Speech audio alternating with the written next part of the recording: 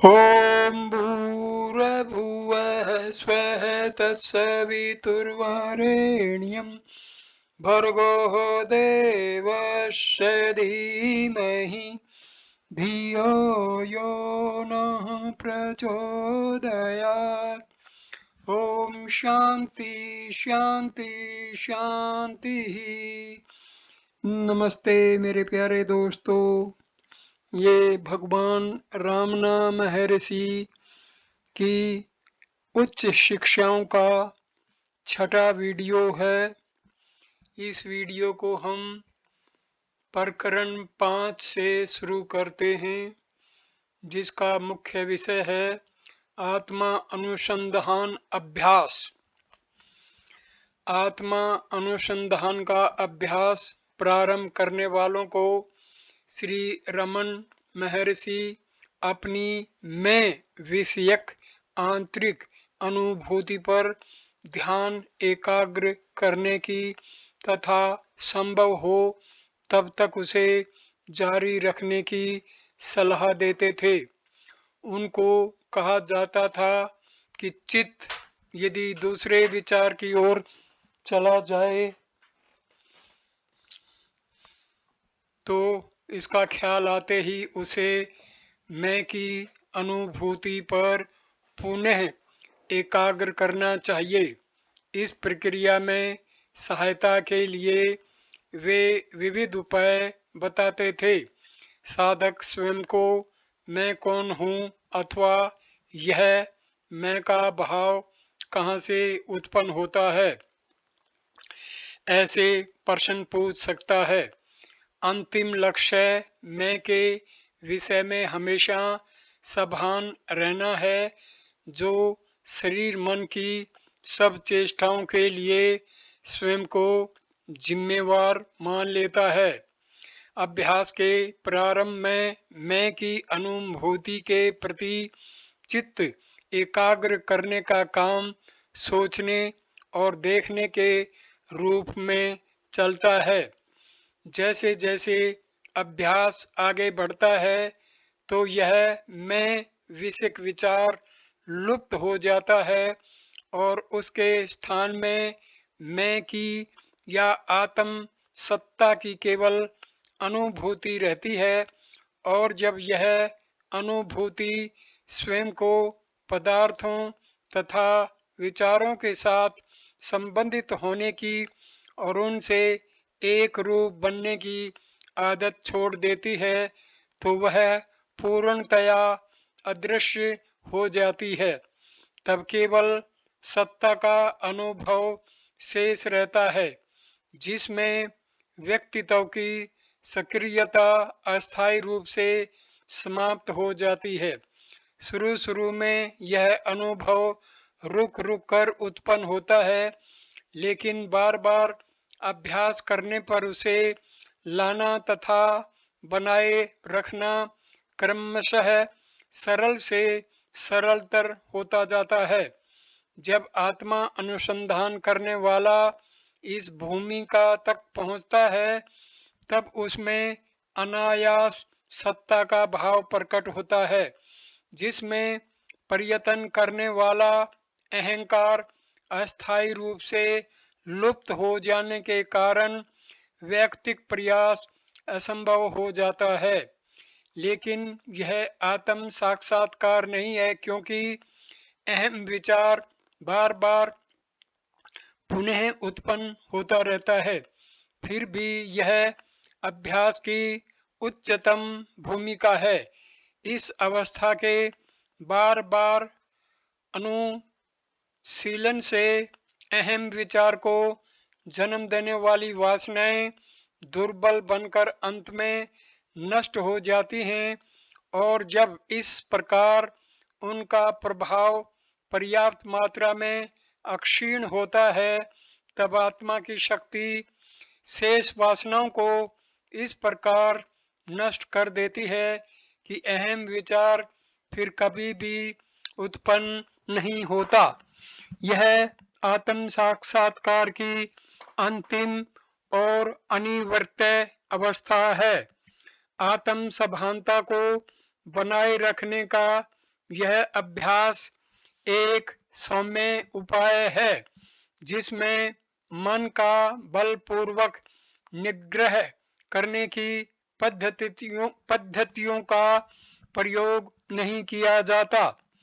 यह मन को एकाग्र करने की या विचारों को बलपूर्वक दबा देने की प्रक्रिया नहीं है, बल्कि मन के जन्म स्थान की सभानता को सहज रूप से जारी रखने का प्रयास है। आत्मानुसंधान की पद्धति तथा उसका लक्ष्य मन के मूल में रहना है तथा स्वयं जो नहीं है उन सब बातों से रस तथा ध्यान हटाकर स्वयं वस्तुतः जो है उसके बारे में सभान बने रहना है। प्रारंभिक भूमिका में विचारों से विचारक के प्रति ध्यान को धीरे से मोड़ना या तब्दील करना आवश्यक होता है, लेकिन एक बार अहम अनुभूति विषय में सभानता दृढ़ता से प्रतिष्ठित हो जाने के बाद प्रयत्न जारी रखना हानिकारक सिद्ध हो सकता है। उस समय से लेकर यह प्रक्रिया कुछ करने के बजाय होने की है। प्रयत्न पूर्वक बनना नहीं, अनायास होना आत्मा अनुसंधान है। स्वयं जो प्रथम से ही है वह सत्ता बने रहना अनायास स्थिति है, क्योंकि सत्ता हमेशा उपलब्ध तथा अनुभव गोचर है। इससे विरुद्ध स्वयं जो नहीं है वह शरीर मन बने रहने का दिखावा करना निरंतर मानसिक प्रयत्न की अपेक्षा रखता है, चाहे वह प्रयत्न अर्धचेतना अवस्था में ही क्यों न करना पड़ता हो। इससे यह सिद्ध होता है कि आत्मानुसंधान की उच्चतर भूमिकाओं में प्रयत्न सत्ता मात्र स्वरूप आत्मानुभव से ध्यान को चित्त करना है, जबकि सब मानसिक प्रयत्नों का अभाव उसे प्रकट कर देता है। आखिर आत्मा कुछ करने से नहीं बने रहने से प्रकट होता है। स्वयं श्री रमन ने एक समय कहा था, ध्यान मत कीजिए, बने रहिए, आप हैं ऐसा मत सोचिए, केवल बने रहिए, होने के विषय में विचार मत कीजिए, आप हैं। आत्मा अनुसंधान विशेष समय में तथा विशेष प्रकार के आसन में बैठकर करने का ध्यान अभ्यास है, ऐसा नहीं समझना चाहिए। वह मनुष्य की जागृत अवस्था के प्रत्येक अक्षण में कुछ करते समय भी जारी रहना चाहिए। श्री रमन कर्म करने तथा आत्मानुसंधान में कोई विरोध नहीं मानते थे। वे हमेशा कहते कि थोड़े से अभ्यास से इसे किसी भी प्रकार की परिस्थिति में किया जा सकता है। कभी कभी वे अवश्य कहते थे कि नियमित रूप से निश्चित समय में व्यवस्थित पद्धति से ध्यान करने का अभ्यास प्रारंभ करने वाले साधकों के लिए अच्छी बात है, लेकिन लंबे समय तक बैठकर ध्यान करने के वे कभी भी समर्थक नहीं थे एवं ध्यान में जीवन के लिए व्यवहारिक कर्म को छोड़ने के इच्छुक अपने भक्तों का कभी भी अनुमोदन नहीं करते थे। प्रश्न, आप कहते हैं कि मनुष्य अन्वेषण करके अपने आत्मा का साक्षात्कार कर सकता है। अन्वेषण का लक्षण क्या है? उत्तर, आप मन हैं या आप सोचते हैं कि आप मन हैं। विचारों के अलावा मन कुछ नहीं है। सब विशेष विचारों के पीछे एक सामान्य विचार होता है जो मैं रूप वाला है, अर्थात आप स्वयं हैं। हम इस मैं को प्रथम विचार कह सकते हैं। इस मैं विचार को पकड़े रहिए एवं उसे वह क्या है इसे ढूंढ निकालने के लिए प्रेरित कीजिए। जब इस प्रश्न की आप पर मजबूत पकड़ हो जाएगी तो आप दूसरी बातों को सोच नहीं सकेंगे। प्रश्न: जब मैं ऐसा करता हूँ और स्वयं अपने आप को अर्थात अहम विचार को पकड़े रहता हूँ तो दूसरे विचार आते जाते रहते हैं। फिर भी मैं अपने आप को पूछता हूँ मैं कौन हूँ, लेकिन कोई उत्तर नहीं मिलता। क्या इस स्थिति में रहना आत्मा अनुसंधान है? उत्तर: यह एक गलती है जिसे लोग अक्सर किया करते हैं।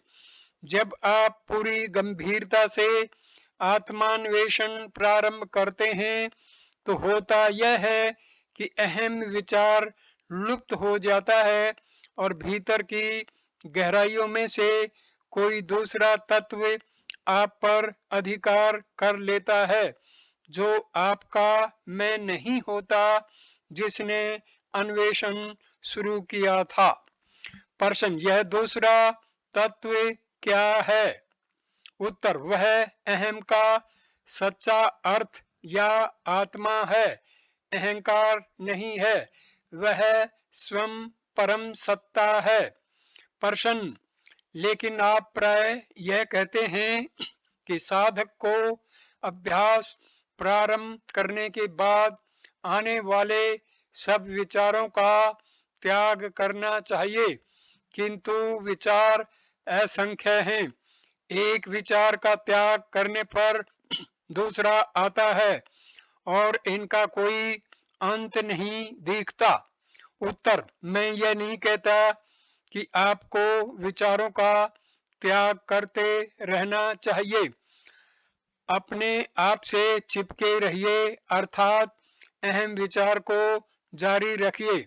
जब आपका रस उत्साह आपको केवल उस एक विचार से जोड़े रखता है तो दूसरे विचार अपने आप हटकर अदृश्य हो जाते हैं। प्रश्न: तो विचारों का त्याग आवश्यक नहीं है? उत्तर: नहीं। कुछ लोगों के लिए कुछ समय के लिए यह आवश्यक हो सकता है। आप कल्पना करते हैं कि कर्म से उठने वाले विचारों का त्याग करते रहने का कोई अंत नहीं, लेकिन यह सत्य नहीं है। विचारों का अंत है। यदि आप जागरूक रहकर उत्पन्न होने वाले प्रत्येक विचार का दृढ़ता पूर्वक अस्वीकार करने का धीरे से प्रयत्न जारी रखें तो थोड़े समय में आप महसूस करेंगे कि आप अपने अंतरात्मा की गहराई में उतरते जाते हैं। उस स्तर पर विचारों का अस्वीकार करने की या तदर्थ प्रयत्न करने की आवश्यकता नहीं है। प्रश्न: तब प्रयत्न रहित तनाव रहित रहना संभव होगा? उत्तर: सिर्फ इतना ही नहीं, एक सीमा के बाद प्रयत्न करना असंभव हो जाएगा। प्रश्न: मैं और भी जानना चाहता हूँ, क्या मुझे पूर्णतया यत्न छोड़ देना चाहिए? उत्तर: अभी आपके लिए प्रयत्न किए बिना रहना असंभव है। जब आप गहराई में जाएंगे तो आपके लिए प्रयत्न करना असंभव होगा। यदि मन अहम वृत्ति के मूल की तलाश द्वारा अंतर्मुख हो जाए तो वासनाएं लुप्त हो जाती हैं। आत्मा का प्रकाश वासनाओं पर पड़ता है तो वह प्रतिबिंब उत्पन्न होता है जिसे हम मन कहते हैं, और इस प्रकार वासनाएं लुप्त हो जाती हैं तो हृदय रूप एक सत्य के प्रकाश में लीन होकर मन अदृश्य हो जाता है। किसी भी साधक को जो जानना आवश्यक है उसका यह सार है। तत्काल अनिवार्य रूप से जो करना आवश्यक है वह यह है कि उसे तत्परता एवं एकाग्रता से अहम वृत्ति के मूल की तलाश करनी चाहिए। प्रश्न, साधक को यह अभ्यास किस तरह शुरू करना चाहिए? उत्तर, मैं कौन हूँ, इस अन्वेषण से ही मन शांत होगा। चिता को सकोरने की लकड़ी की तरह मैं कौन हूँ यह विचार अन्य सब विचारों का नाश करके स्वयं भी नष्ट हो जाता है। यदि दूसरे विचार प्रकट हों तो साधक को उनके पूरा किए बिना वे किसे उत्पन्न हुए इसकी तलाश करनी चाहिए। कितने भी विचार उत्पन्न हों इससे क्या हानि है। प्रत्येक विचार जिस अक्षण उत्पन्न हो उसी अक्षण यदि साधक यह तलाश शुरू करे कि वह किसे उत्पन्न हुआ तो उत्तर होगा मुझे। तब यदि वह इस मैं की तलाश करे तो मन वापस मुड़कर अपने उद्गम स्थान आत्मा की ओर अभिमुख होगा और मन के साथ अभी अभी उत्पन्न हुआ विचार भी शांत हो जाएगा। इस प्रकार बार बार अभ्यास करने से मन की अपने जन्म स्थान में बने रहने की शक्ति बढ़ती है। यद्यपि सागर की लहरों की तरह युगों से उत्पन्न होती रहने वाली असंख्य वासनाएं उत्पन्न होंगी, लेकिन जैसे जैसे अपने वास्तविक स्वरूप पर ध्यान बनाए रखने का अभ्यास दृढ़ होता जाएगा वे सब नष्ट हो जाएंगी। क्या इन सारी वासनाओं का नाश करके केवल आत्म रूप बने रहना संभव है? ऐसे संदेह को भी अवकाश न देकर साधक को दृढ़ता से निरंतर आत्म भान के सूत्र को पकड़े रहना चाहिए।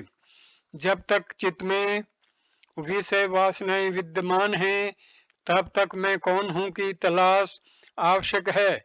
जब विचार उत्पन्न हो उन्हें इस तलाश द्वारा उसी समय वहीं उनके जन्म स्थल में नष्ट कर देना चाहिए।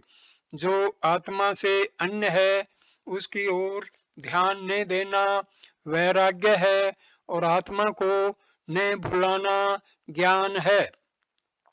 वस्तुतः ये दोनों एक हैं।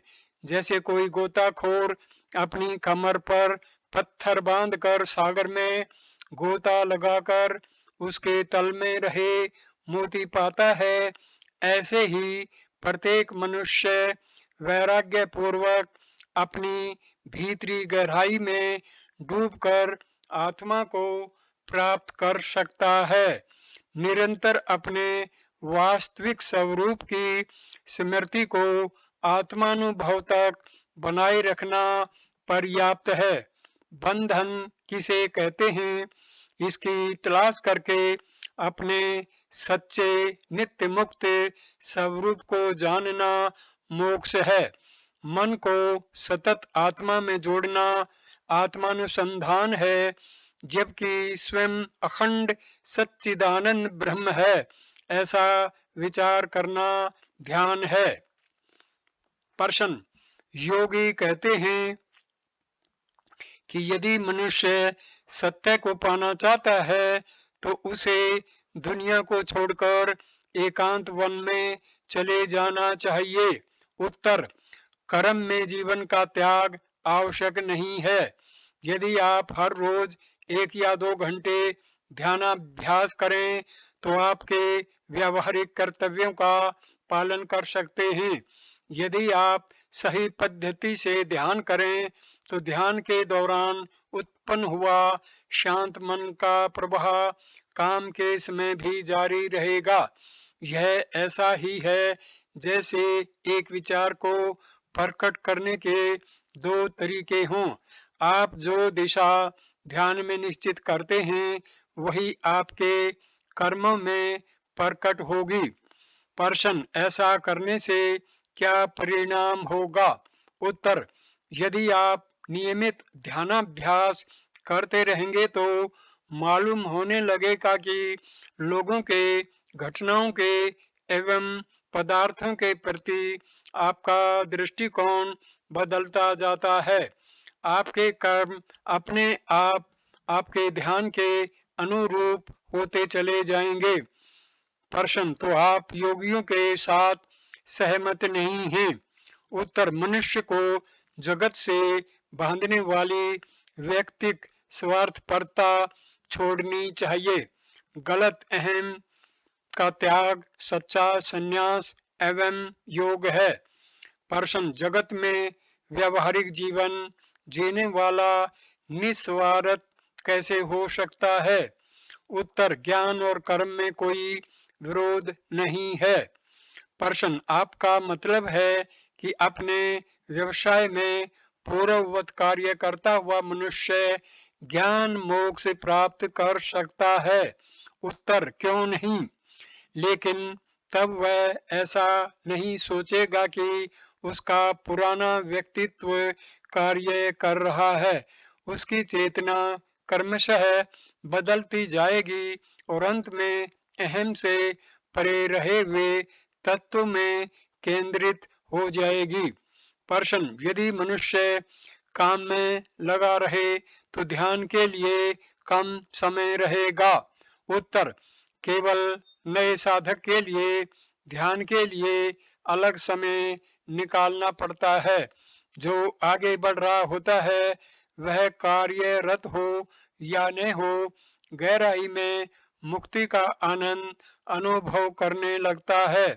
उसके हाथ समाज व्यवहार के कार्यों में व्यस्त होते हैं, तब उसका मस्तक एकांत की शीतलता का अनुभव करता है। प्रश्न, तो आप योग मार्ग का उपदेश नहीं करते? उत्तर, योगी अपने मन को ध्येय के प्रति छड़ी से बैल को हाँक कर ले जाने वाले गोपाल की तरह ले जाता है। इस मार्ग में साधक हाथ में हरी घास रखकर बैल को ले जाने की तरह अनुरोध से काम ले लेता है। प्रश्न, यह कैसे किया जाता है? उत्तर, आप स्वयं को प्रश्न पूछते हैं, मैं कौन हूँ? यह अनुसंधान अंत में आपको अपने भीतर मन से पर मन के पीछे रहे हुए तत्व की ओर ले जाता है। अन्वेषण द्वारा इस महाप्रश्न का समाधान पाइए और आपको सारे प्रश्नों का समाधान मिल जाएगा।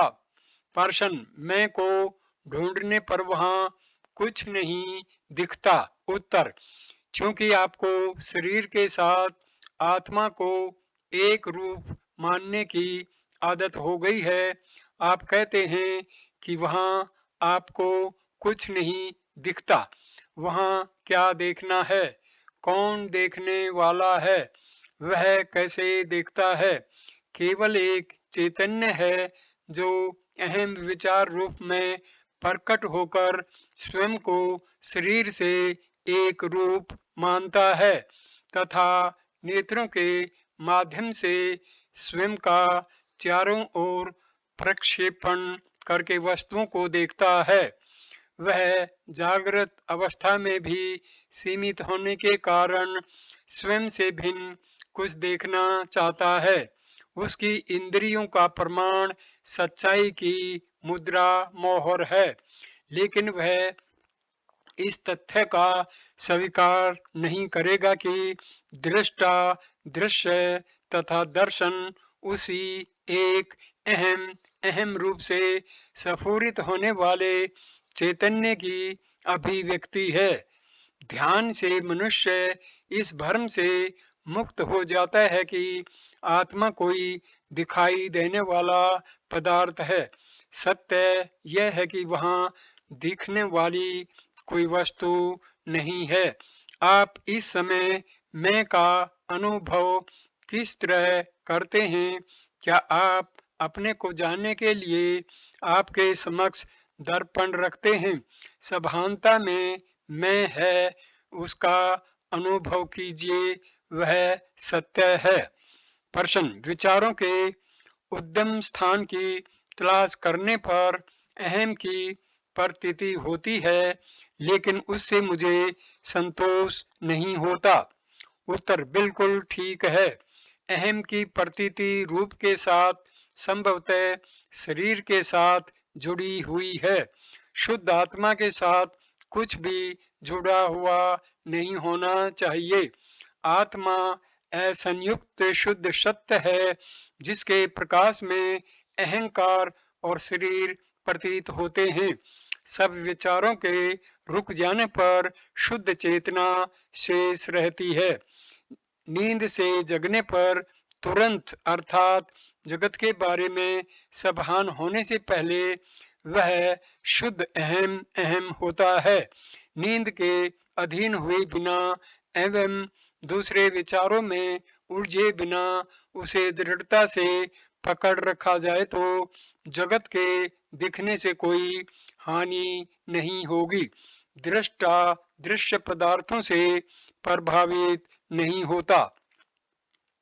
अहंकार क्या है, इसका अन्वेषण कीजिए। शरीर अचेतन है, वह मैं नहीं कह सकता। आत्मा शुद्ध अद्वितीय सत्ता है, चेतना है, वह मैं नहीं कह सकता।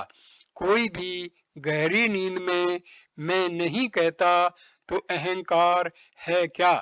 वह जड़ शरीर एवं आत्मा के बीच की कोई चीज है, उसका कोई निश्चित स्थान नहीं है।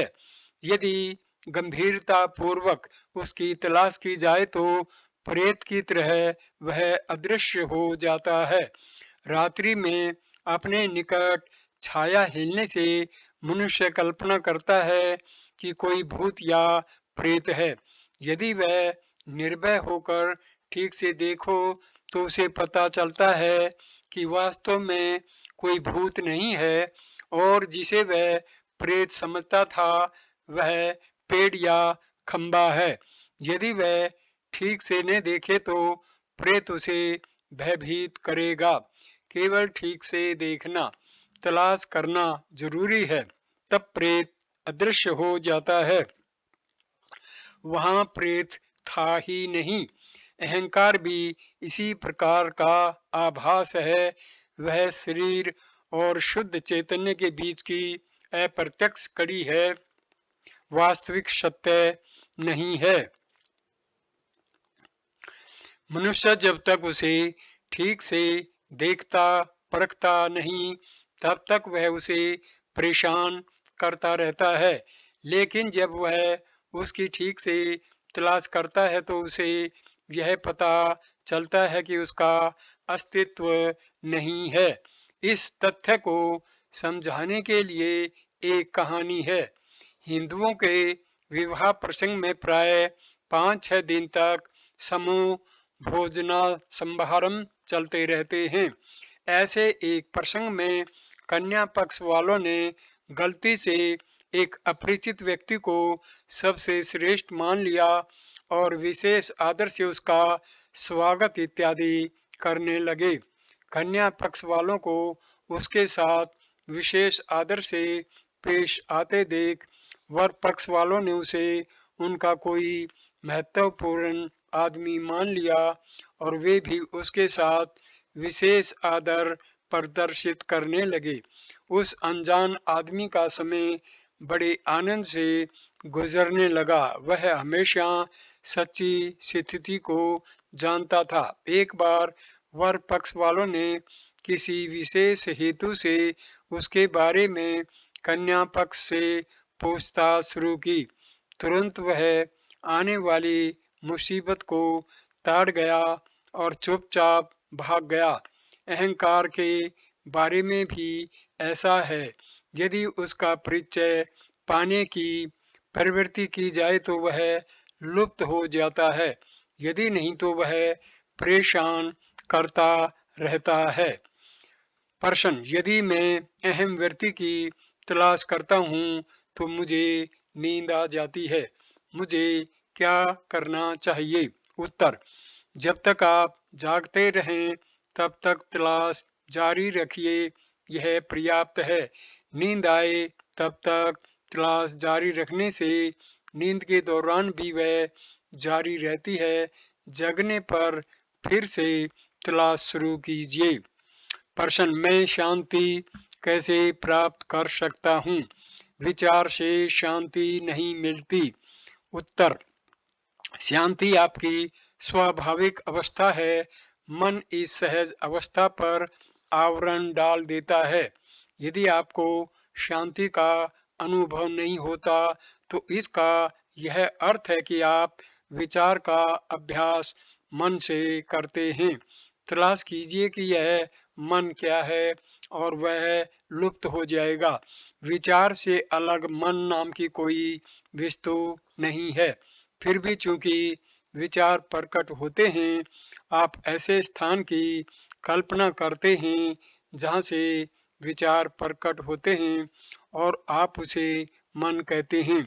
जब आप मन क्या है इसकी खोज करते हैं तो आपको मालूम होता है कि मन जैसी कोई वस्तु नहीं है। इस प्रकार मन लुप्त होने पर आपको शाश्वत शांति मिलती है। प्रश्न, जब मैं के मूल की तलाश करता हूँ तो शांत अवस्था का अनुभव होता है, जिससे आगे जाने में मैं स्वयं को असमर्थ पाता हूँ। मुझे कोई विचार नहीं आता और केवल शून्य होता है। एक प्रकार सौम्य व्यापक प्रकाश होता है और मुझे ऐसा लगता है कि यह अशरीर मैं हूँ।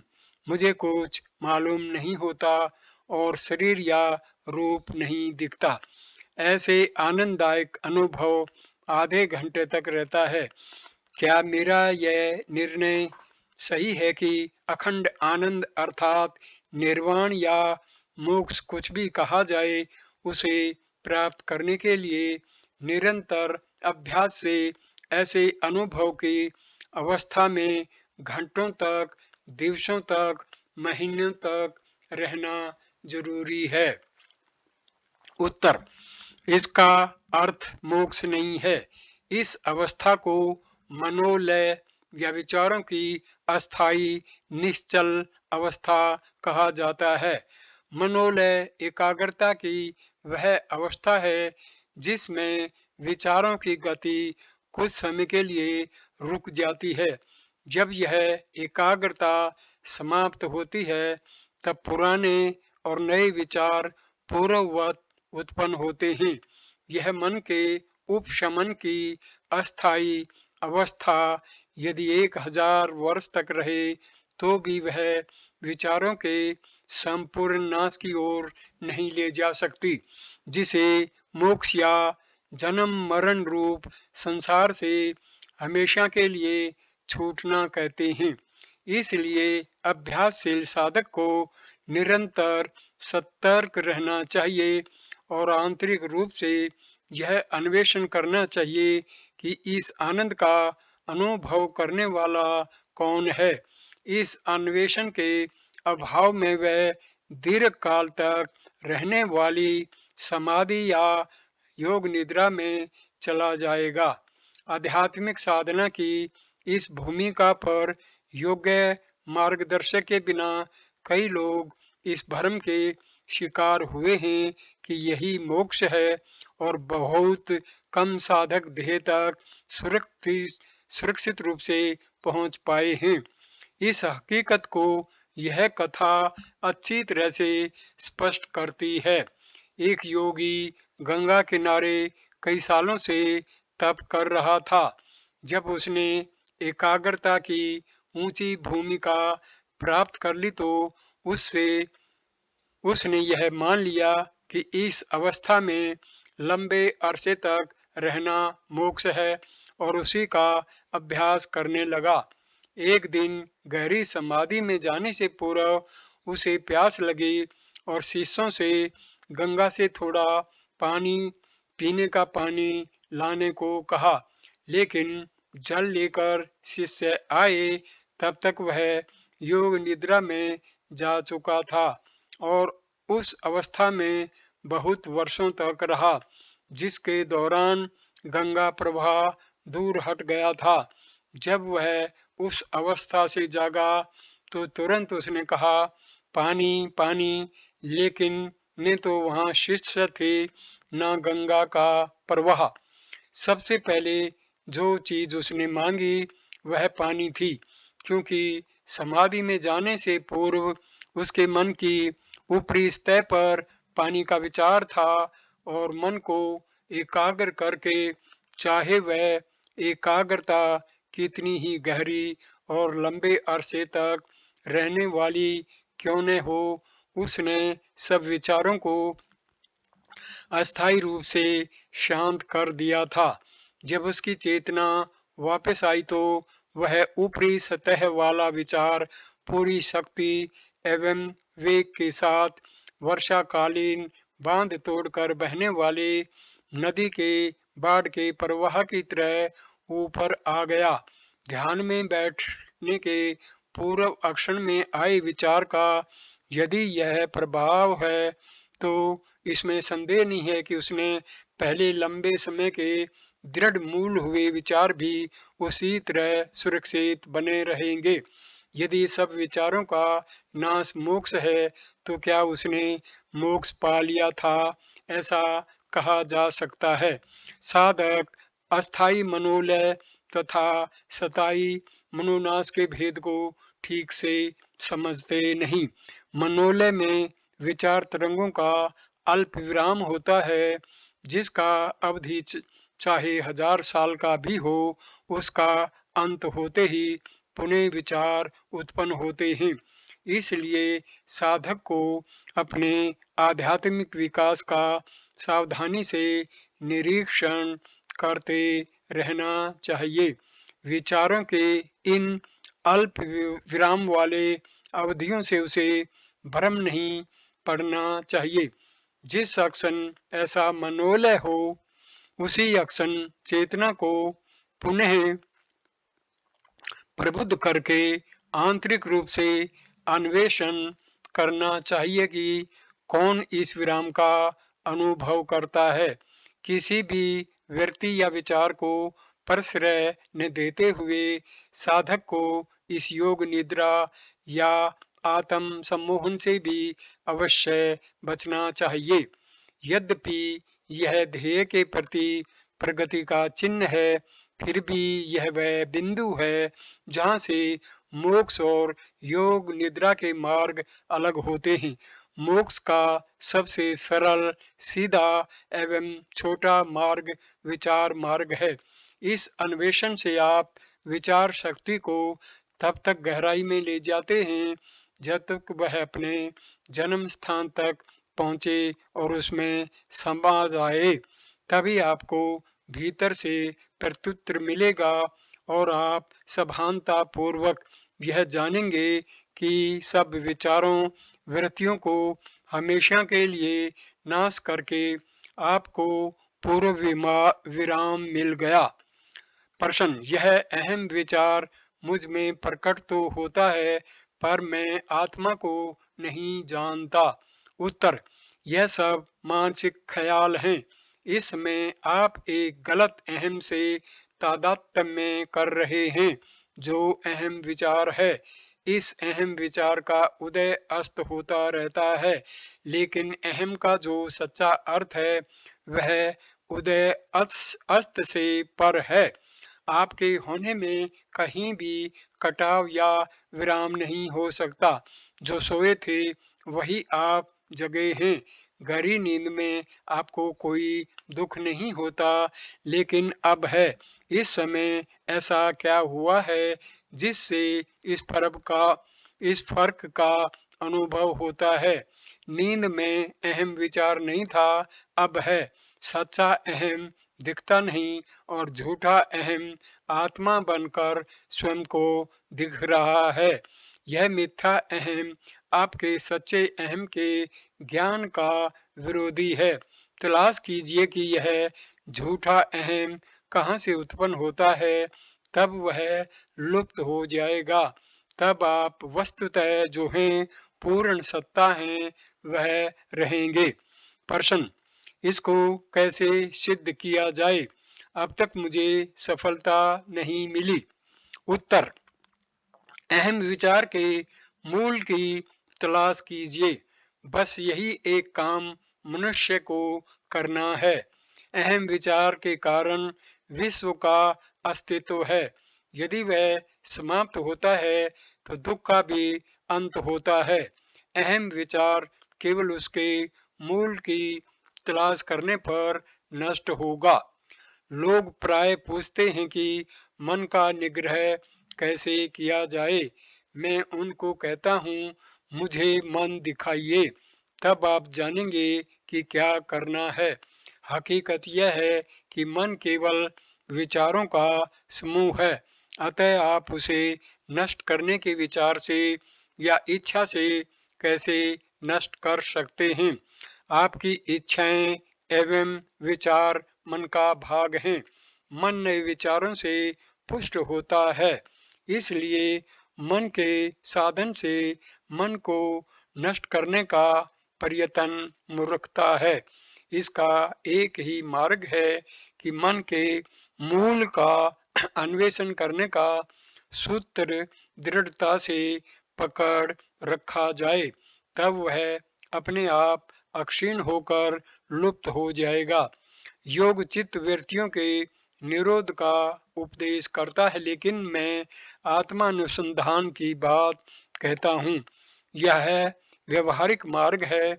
चित्त वृत्ति निरोध तो नींद में, मूर्छा में या अनशन से अपने आप होता है, लेकिन कारण निवृत्त होने पर विचार वापस आ जाते हैं। तो निरोध का क्या उपयोग है? मूढ़ता में शांति होती है, कोई दुख नहीं होता, लेकिन उसके समाप्त होते ही दुख वापस आ जाता है। इसलिए निरोध निरर्थक है, उससे स्थायी लाभ नहीं हो सकता। तो शांति को स्थायी कैसे बनाया जाए? दुख के कारण की तलाश करके। पदार्थों को देखने पर दुख होता है, यदि वे न रहें तो उनसे संबद्ध विचार नहीं रहेंगे और दुख नाश होगा। दूसरा प्रश्न यह है कि पदार्थों का अभाव कैसे हो? श्रुति और ज्ञानी पुरुष कहते हैं कि पदार्थ केवल मन के सर्जन हैं, उनकी वास्तविक सत्ता नहीं है। इस विषय की तलाश करके इस विधान की सत्यता को निश्चित रूप से समझिए। इस तलाश के परिणाम स्वरूप यह निर्णय होगा कि वस्तु सत्ता रूप जगत आत्म सत्ता रूप चैतन्य में विद्यमान है। इस प्रकार यह निश्चय होता है कि केवल आत्मा सत्य है, जो विश्व में व्यापक है और विश्व को घेर कर ठहरा हुआ है। क्योंकि द्वैत है ही नहीं, विचार उत्पन्न नहीं होंगे और आपकी शांति का भंग नहीं करेंगे। इसे आत्म साक्षात्कार कहा जाता है। आत्मा नित्य है और उसका अनुभव भी नित्य है। जब भी कोई विचार आपको परेशान करे तो प्रत्येक समय अपने अंदर आत्मा में उसे वापस लाकर लीन कर दीजिए। यह अभ्यास है। यह चित्त की एकाग्रता या विनाश नहीं है, बल्कि उसकी आत्मा में स्थिति है। प्रश्न, एकाग्रता क्यों बेअसर है? उत्तर, मन से मन को नष्ट करने के लिए कहना चोर को पुलिस बनाना है। वह आपके साथ चलेगा, चोर को पकड़ने का दिखावा भी करेगा, लेकिन इससे कुछ हाथ नहीं लगेगा। इसलिए आपको अवश्य भीतर की ओर मुड़ना होगा और मन की उत्पत्ति कहाँ से होती है, यह स्वयं मन से अलग होकर देखना होगा। तब तक उसका अस्तित्व मिट जाएगा। प्रश्न, मन को भीतर की ओर मोड़ते समय भी क्या हम मन का प्रयोग नहीं करते? उत्तर, बेशक हम मन का प्रयोग करते हैं। यह प्रसिद्ध एवं स्वीकृत सत्य है कि मनोनाश मन की सहायता से ही सिद्ध होता है। लेकिन प्रारंभ में ही यह कहना कि मन है और आप उसे मारना चाहते हैं उचित नहीं है। इसके बजाय आप मन के जन्म स्थान का अन्वेषण करें तो आपको मालूम होगा कि मन का अस्तित्व ही नहीं है। बहिर्मुख मन विचारों एवं पदार्थों के रूप में परिणत होता है। अंतर्मुख मन स्वयं आत्मा बन जाता है। प्रश्न, अब भी मैं समझ नहीं पा रहा हूँ। आप कहते हैं कि वर्तमान अहम मिथ्या है, इसको कैसे हटाया जाए? उत्तर, आपको गलत अहम को हटाना नहीं है। अहम स्वयं को कैसे हटा सकता है? आपको जो करना आवश्यक है वह सिर्फ इतना कि उसके मूल को ढूंढकर वही रहना है। आपके प्रयत्न की पहुंच केवल यहाँ तक है। तब पर तत्व अपने आप को संभालेगा। वहां आप असहाय हैं, कोई प्रयत्न वहां पहुंच नहीं सकता। प्रश्न, यदि मैं हमेशा यहाँ और अभी हूँ तो मुझे इसका अनुभव क्यों नहीं होता? प्रश्न उत्तर, बस यही बात समझनी है।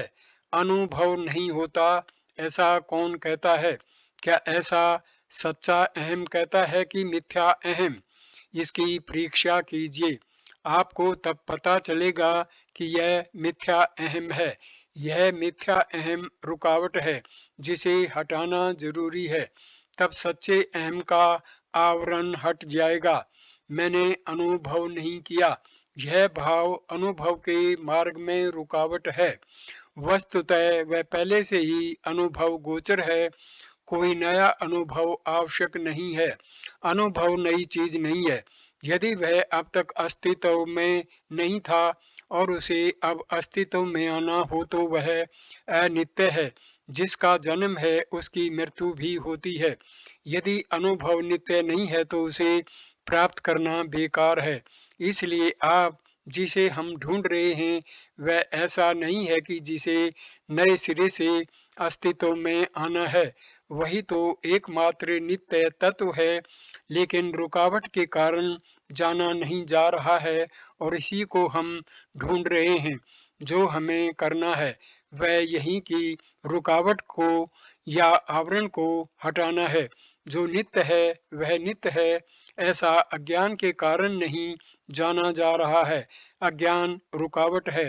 रुकावट पार कीजिए और सब अच्छा ही होगा। अज्ञान और अहम विचार एक हैं। उसके मूल की तलाश कीजिए और वह नष्ट हो जाएगा। अहम विचार प्रेत जैसा है, ठोस नहीं है। वह शरीर के साथ उत्पन्न होता है, बढ़ता है तथा नष्ट होता है। देह भान मिथ्या अहम है।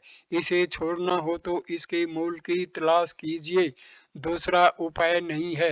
मैं हूँ ऐसा शरीर नहीं कहता। आप कहते हैं मैं कौन हूँ, इसकी तलाश कीजिए। उसके मूल का अन्वेषण करने से ही वह लुप्त होगा। प्रश्न, मन कितनी देर तक हृदय में स्थित रहता रखा जा सकता है? उत्तर, अभ्यास से अवधि बढ़ता है। प्रश्न, उस अवधि के अंत में क्या होता है? उत्तर, मन अपनी वर्तमान साधारण स्थिति में आ जाता है। हृदय की एकता की जगह दृश्य विश्व की विविधता ले लेती है।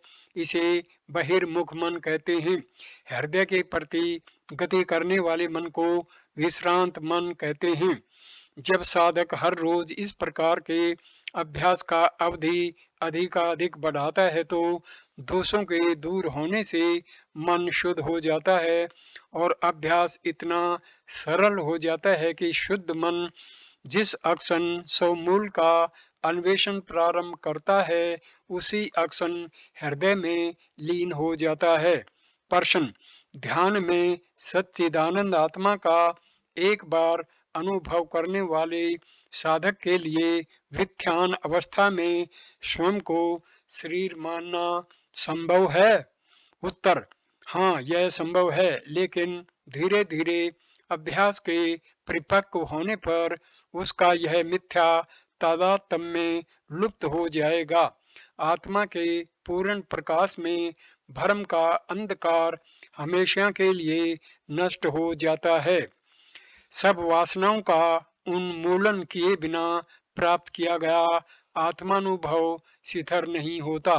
अतः वासना क्षय के लिए अवश्य अभ्यास जारी रखना चाहिए। सभी वासनाओं के नष्ट होने पर ही ज्ञान अकंप्य भाव से शिथिल रहता है। हमें युगों पुराने संस्कारों के विरुद्ध युद्ध करना पड़ता है। वे सब जाएंगे।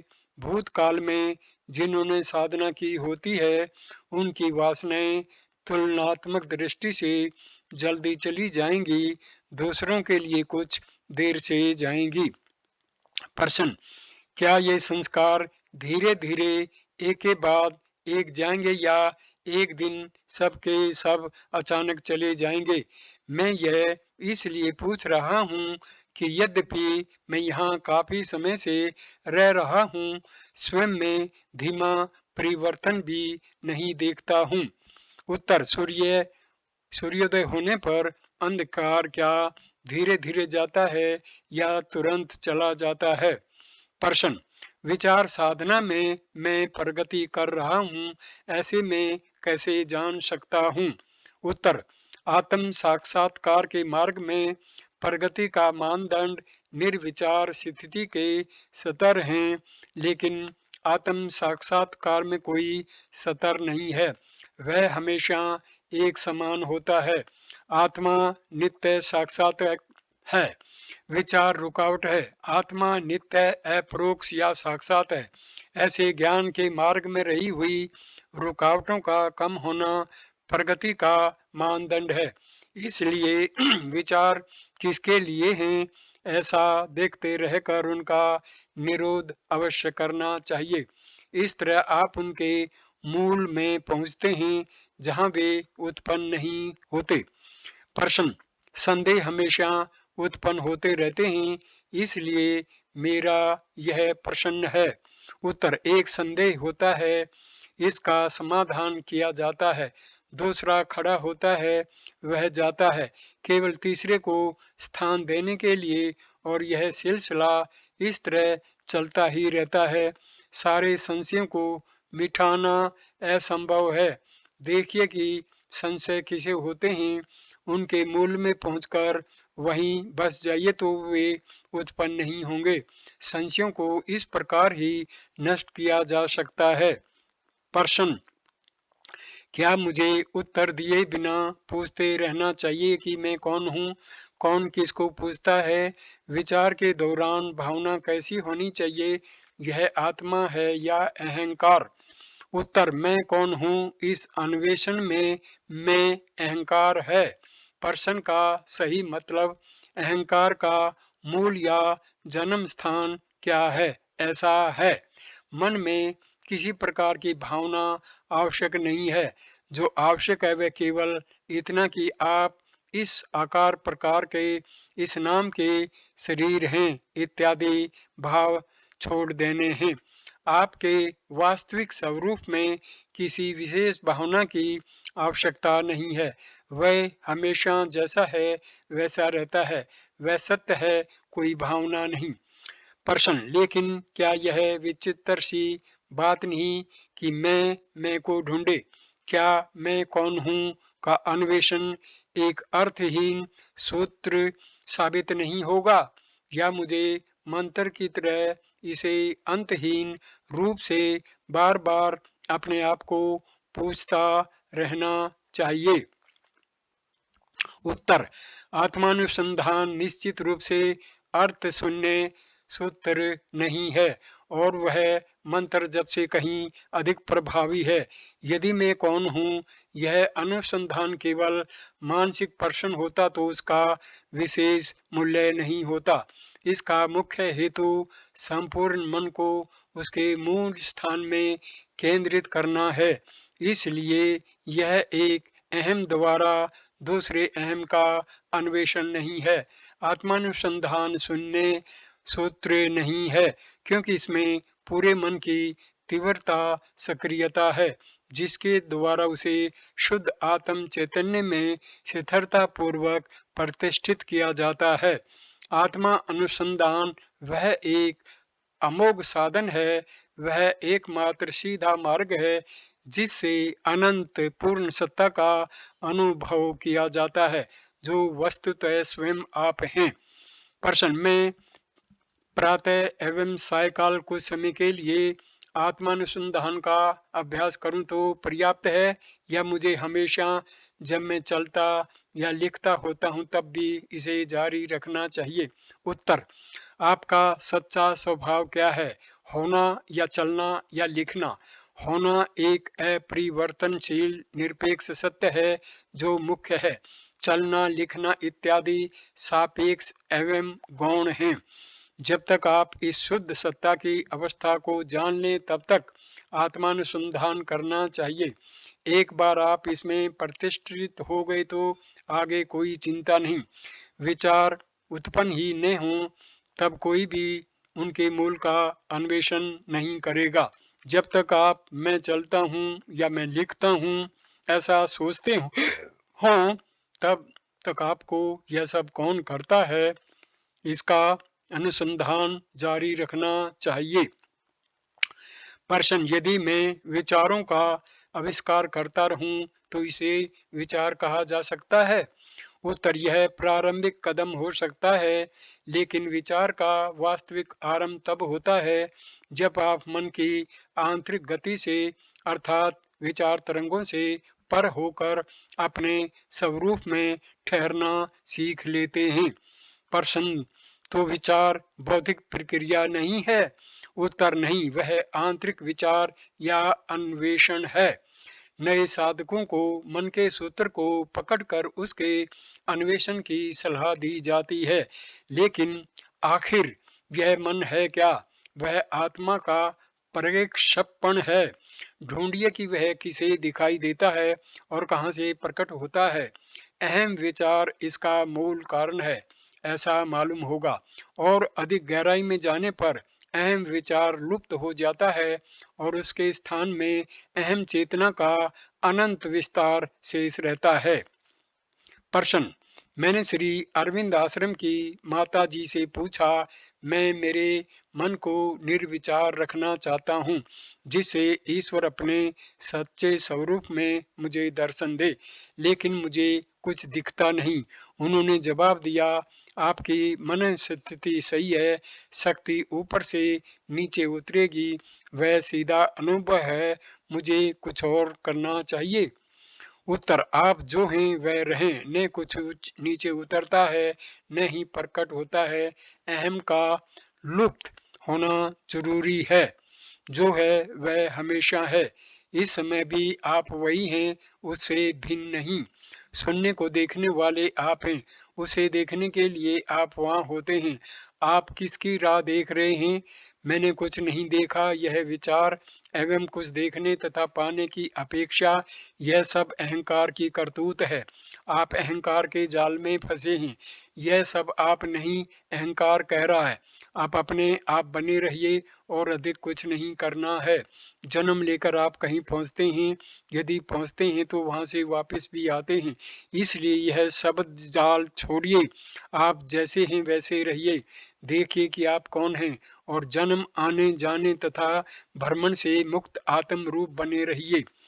प्रश्न: मनुष्य आत्मा को कैसे जाने? उत्तर: आत्मा को जानने का अर्थ आत्मा होना है। क्या आप कह सकते हैं कि आप आत्मा को नहीं जानते?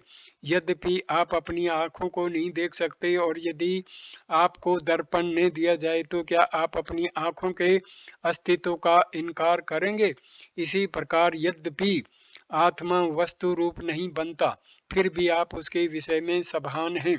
क्योंकि आत्मा वस्तु रूप में नहीं दिखता, इस कारण क्या आप अपने आप का इनकार करेंगे? जब आप कहते हैं मैं आत्मा को नहीं जानता, तो यह न जानना सापेक्ष ज्ञान की दृष्टि से है। आपकी सापेक्ष ज्ञान की आदत इतनी प्रबल हो गई है कि अपने आत्मा को भी आप उसी सापेक्ष दृष्टि से देखना चाहते हैं। सापेक्ष ज्ञान के साथ आपका तादात्म्य इतना दृढ़ हो गया है कि आपका वर्तमान अहंकार प्रकट आत्मा को न जानने की मुसीबत का अनुभव कर रहा है, क्योंकि आत्मा को वस्तु रूप में देखा नहीं जा सकता। और आप पूछ रहे हैं कि मनुष्य आत्मा को कैसे जाने। प्रश्न, आप होने की बात कहते हैं, क्या होना है? उत्तर, आपका कर्तव्य केवल होना है, यह या वह होना नहीं। मैं हूँ, वह मैं हूँ, पूर्ण सत्य है। निश्चल बनिए से संक्षेप में इसकी पद्धति बताई गई है। निश्चलता का अर्थ क्या है? इसका अर्थ है अपने आप को नष्ट कर दीजिए, क्योंकि कोई भी रूप या आकार परेशानी का कारण है। मैं अमुक हूँ, इस ख्याल को छोड़ दीजिए। आत्मा का अनुभव करने के लिए सिर्फ निश्चल होना आवश्यक है। इससे सरल और क्या हो सकता है? इस कारण आत्म विद्या प्राप्त करना सबसे सरल है। केवल अपने आप का सत्य परीक्षण करने एवं जानने योग्य है। अपने ध्यान का लक्ष्य बनाकर मनुष्य को चाहिए कि वह उसे हृदय में जाने। मौन, स्वस्थ तथा मन की चंचलता से रहित चेतना में यह अपने आप का प्रकट होगा। समझिए कि जो चैतन्य निराकार आत्मा या अहम रूप में प्रकाशित हो रहा है और जिसे सत असत इत्यादि विचारों से रहित तथा निश्चल हो जाने पर जाना जाता है, वही केवल तथा पूर्ण सत्य है। यहीं पर मैं इस वीडियो को विराम देता हूँ। अगला 7वां वीडियो हम शुरू करेंगे प्रकरण 6 से, अनुसंधान कुछ गलत धारणाएं। वीडियो देखने के लिए धन्यवाद मेरे दोस्तों। नमस्कार, नमस्ते।